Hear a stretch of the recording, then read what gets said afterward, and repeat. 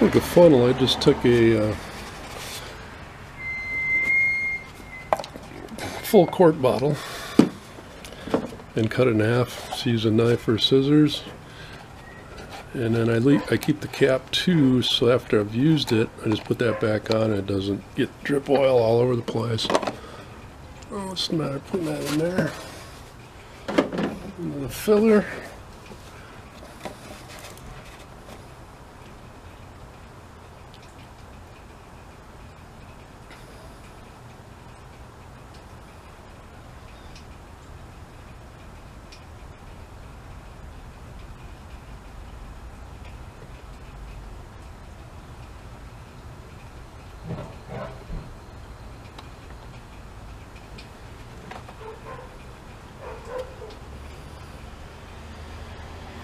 You can kind of change the size of it too just by squeezing it. You can make the opening bigger or smaller. You can move it around. I've done this for years. It works really well.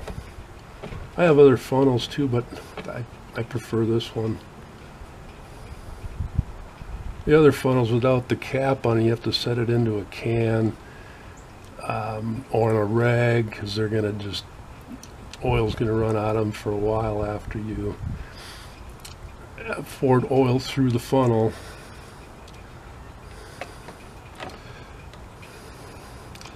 It amazes me how long it takes for oil to run out of these jugs, even the quart ones. But if you look at the prices, if you buy oil by the quart versus the 5-quart jug, this red one, it's about half the cost.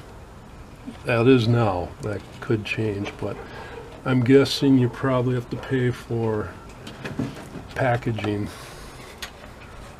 That looks pretty good, so... Oh, shoot.